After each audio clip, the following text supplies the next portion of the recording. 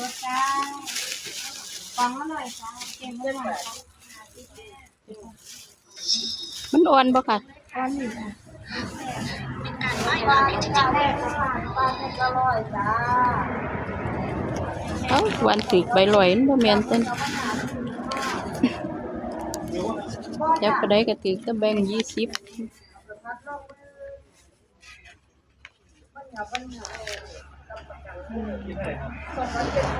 มันใส่อยู่เยอะหน้าไม่ใช่ว่าให้เข่าจ้ะเข่าไปง่ายค่ะเอาลองเช็คเบิ้งป่าบ่มีเน็ตบ่มันจะเป็นไปได้ยังไงว่ามันเด็ดก่อนบ่ต้องปิด Wi-Fi นะพี่ยังไงอันนี้20อ่ะค่ะนี่บ่เขาเราย่างข้างหุ่นถ้าได้เช็คเบิ้งดิเอาเช็คเบิ้งเด้อสิเป็นน้ำมาอยู่หอยเมฆอยู่เด้ เอ้าข่อยวันเย็นลองดูลองดูใช่ลองดูดอกฟักทองแม่ปิ่ง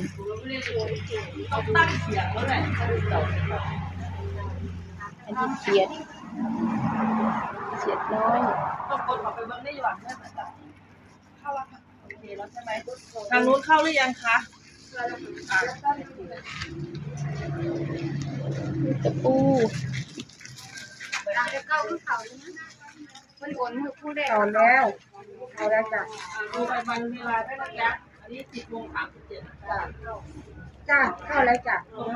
ตรงจากจุดกัน10:37เขียวผักเขียวตะกะแตนตะกะแตนคือเป็นสีนี่ตะกะแตน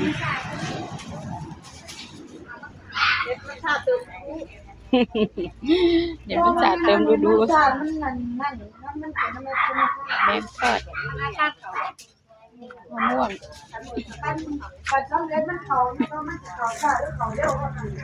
น้องไปก็จะย่างนี้ใหญ่แม่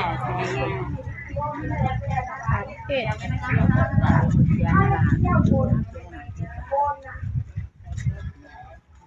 โอ้ย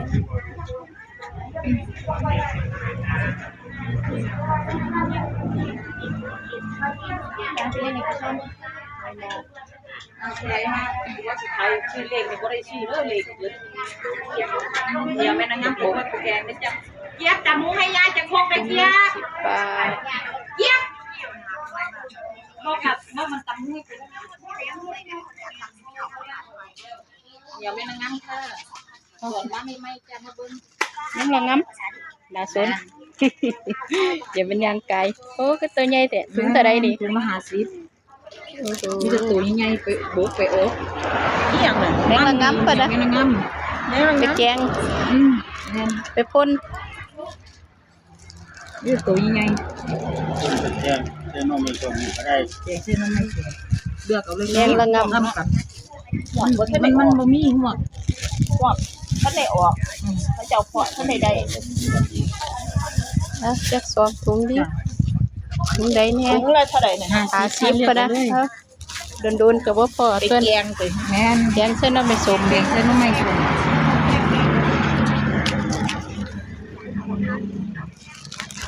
แมงละงำพวกนี้แมงอีดจ้ะแมงอีดก็โดนๆจังหอกมันค่อยมีหัวมันจะมีแมงบ้านเพิ่นบ่อึดน้ำเนาะก็เลยมีแมงแกงแมงละงำไปแกงแทบมันสิกินใหญ่เส้นน้ำไม่สมแกงใส่ดอกไม่ส้ม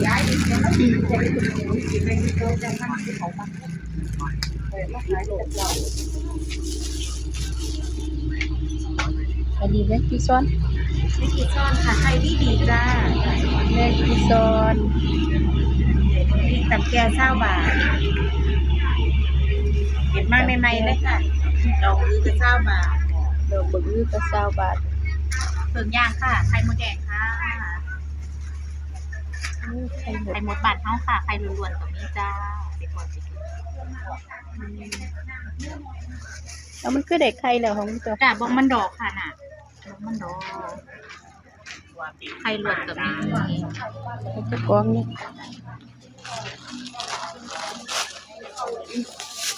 เมื่อท่านกินเขาวสิ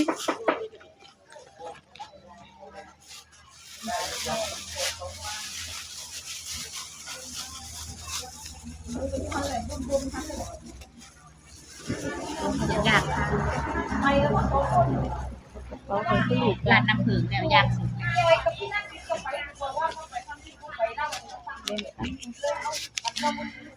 มันหน่อยก็มีบอกค่ะ หากันกระเป๋า เงิน ไป เหรียญบาทเหรียญ10เหรียญ5ก็ได้ค่ะ เปิดบักติดช่อง ไม่เป็นไรค่ะ ไข่มดแดงไม่ใช่เมียจ้า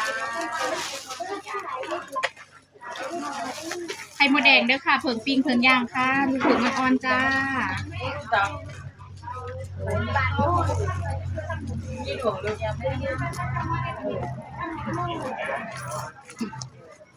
แล้วกล่องเท่าไรค่ะ กล่องละ100ก็น้องลืม เพราะว่า ตอนนี้ปัญหา เพราะ จะ ว่า ไปข่อย100นึงนิดเนาะ เมียน ค่ะขอพูดหลายๆค่ะนั่นก็สิขายว่าขายให้เพิ่ง50ขอโทษค่ะขอโทษหลาย เพราะเผยว่ามันกล่องเท่าไรที่พัด50 ๆ บา จ้ะ ท ขายเพิ่งก็เลยลืม ใจร้อยหลงนะคะนะคะใจร้อย ไข่มดแดงไม่ใช่เมียจ้า ก็หอปัง ตัวย่างเด้อค่ะไข่มดแด มี ง ปังหอยนา เดี๋ยวสิว่าเอาอย่างเขาแดง ผักหวาน ใส่ ต่อ เท้า ไป ออกไปถึงจะเอาให้ต้นไม้ซื้อให้ ตัวนี้ตัวอันนั้นไม่ยังอันนี้เพิ่นเอิ้นไว้หยังเมียงเด้ จ้าเมียบอกแก้วพอ เอาไปตำหรือว่าไปกินเลย กินเลยก็ได้จ้า 2 มื้อนั่นแล้วมา2 มื้อแล้วมา แล้วสิเป็นว่าอีก มื้อนั้นแล้วมันบ่มามื้อนั้น มันมีหยังแหน่ได้นี่ นี่ครบเลยจ้ะ เออ เรือบักยุ่งตัวผู้ อันนี้มันยังหมากใหญ่ กลางนั่นบักเรือจ้ะ ๆมันเดือ50 บาททดสอบก็ได้ เดือนนั้นเท่ากับเป็นจ้ะมีเส้นข้าวเปียกว่า มันนี่ได้3เสียง เมียงหมดแดงเอามันมีหมดแดงบ่ล่ะ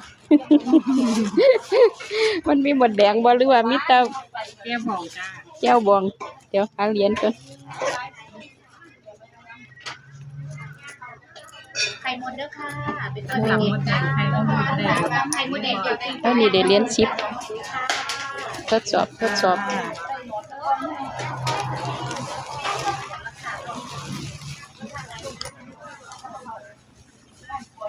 ไข่มดแดงเยอะ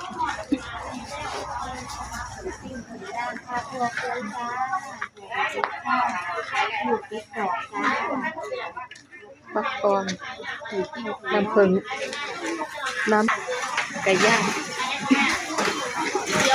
แล้วพี่น้อง ก็บอกว่ามีกุ้งผู้ใดบอกมันผู้ส่งโค้งอย่าบอกเนาะใครบอกว่ามีกุ้งที่อยู่กัน น้ำใหม่ น้ำใหม่50 บาทค่ะสดๆเลยมีของก่อน หน่อไม้โอ้ตะกะเตียน ตะกะเตียน นี่มาจ้า แต่บ่อยู่นะกินแล้วบ่แซ่บเด้ออีไปบ่มาให้ก้อยดอกเดี๋ยวแม่แล้วยังคันสิมาก้อยเอาให้กินอยู่เดี๋ยวมีจะโทรสั่งมึงกันนะ แก้ว เมียงเกียด แก้วสนแก้ว เอาเข้าไปตกเท่าไหร่น้ำโลเท่าไหร่8 ไม่ยังเขียดเลยค่ะ หลังลำนี่แบบ เขียดน้อยโอ้เขียดน้อยเพื่อมาส่ง ข้าว เอากินข้าวมื้อ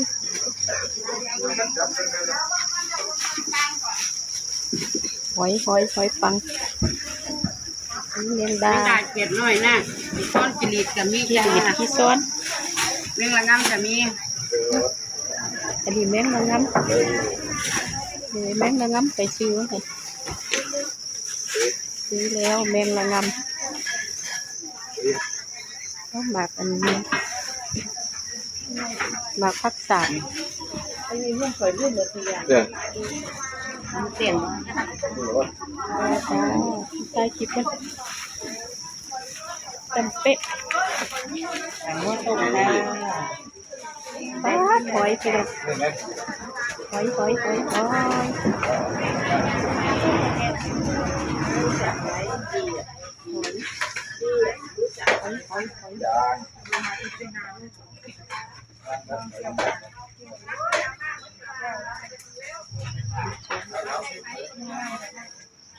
อันนี้แมงดา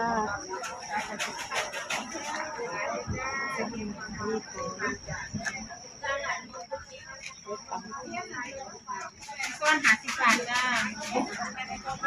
แม่มาไปมือ ซ้อนไป มา50 บาทจ้า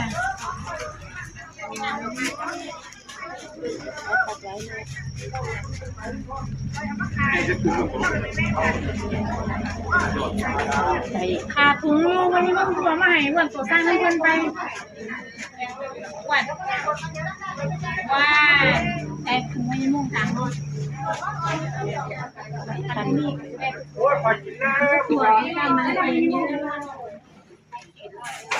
ใส่มดแดงใส่มดแดง บาทค่ะซอยหนูเนี่ย พี่บาทได้พี่คนเดียวเลยนี่นะ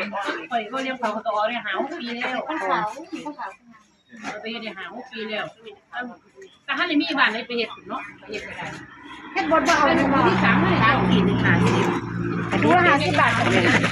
อันนี้30 บาท หักก่อนที่ยังได้ ก้อนดี เยี่ยดีแกกินดีอยู่ไม่หัวมุ่งมีใจคนเดียวอย่างดีหายดี